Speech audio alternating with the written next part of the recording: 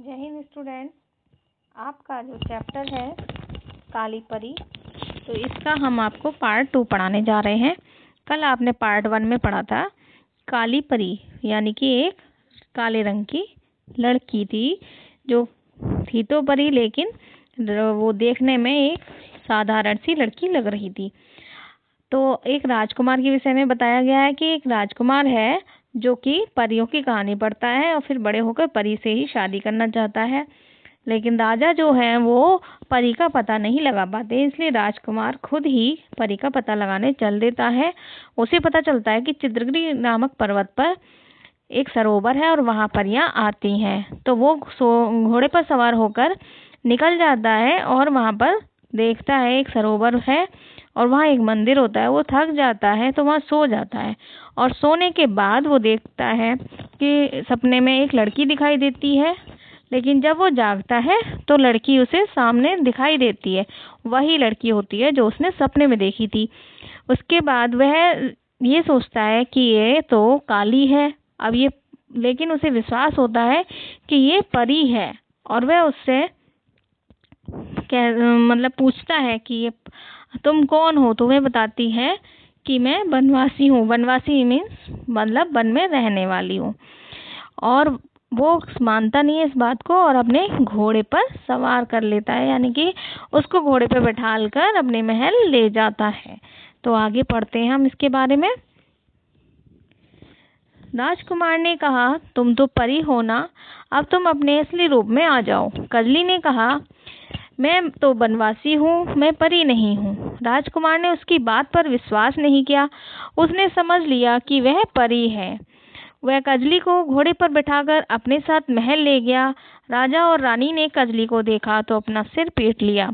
राजकुमार ने उन्हें बताया कि यह परी अपने असली वेश में नहीं है, यह तो वेश बदलकर यहाँ आई है। राजकुमार की यह बात सुनकर सब चुप हो गए।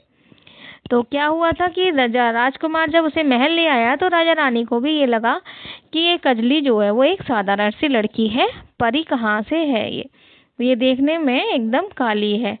तो राजकुमार ने जब कहा कि ये परी है और अपने असली वेश में नहीं है तो उसकी बात सुनकर सब चुप हो गए।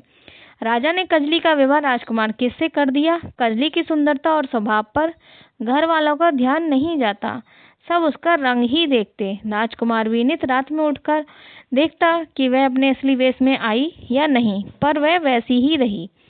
राजा ने कजली का विवाह राजकुमार से कर दिया, यानी कि राजकुमार का विवाह हो गया था, लेकिन सब कजली की सुंदरता और स्वभाव के का मतलब उसको सुंदरता देखने में तो सुंदर लगती थी, लेकिन उसके रंग को पर ज़्यादा ध्यान दिया जाता था और उसका स्वभाव भी बहुत अच्छा था, लेकिन घर वाले जो थे वो उनको नहीं देखते थे, उसके गुणों को नहीं देखते थे, केवल उसके रंग को ही देखते थे। राजकुमार भी रात में उठकर ये देखता कि यह अपने असली वेश में नहीं आई है।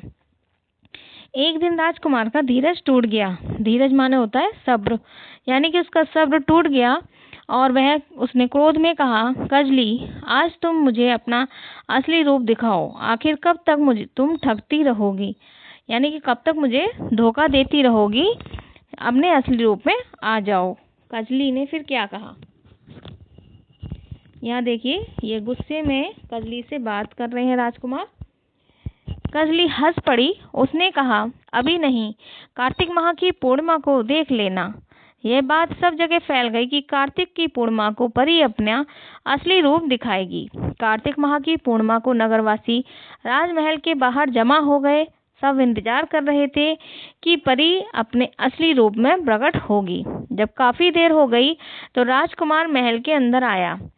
अंदर गया, उसने कजली को यहाँ वहाँ सब जगह ढूंढा, उसका कहीं पता ही न था। यानी जब राजा को यह लगा कि कार्तिक माह की पूर्णिमा को कजली अपने असली वेश में आएगी, तो उसने ये बात सब जगह फैला दी और कार्तिक माह की पूर्णिमा को सब नगरवासी, यानी कि नगर में रहने वाले सब राजा के महल के बाहर खड़े हो गए और इंतजार करने लगे कि परी अपने असली रूप में आएगी और प्रकट होगी।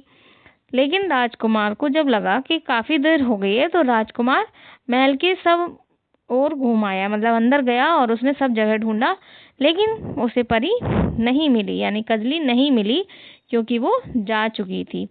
राजकुमार को याद आया कि परियां अपना परिचय इसी तरह देती हैं और फिर सदा के लिए चली जाती हैं, फिर वे हाथ नहीं आती।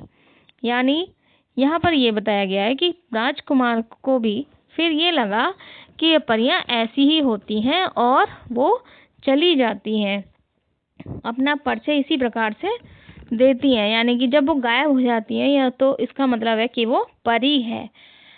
लेकिन यहाँ पर देखिए कि परी को क्यों जाना पड़ा, क्योंकि सब उसके गुण को नहीं देख रहे थे बल्कि उसकी सुंदरता या रूप को ही देखना चाहते थे।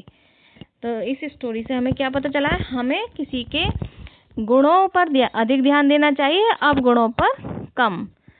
Thank you. इसके बाद आपका बुक वर्क करवाते हैं होमवर्क में।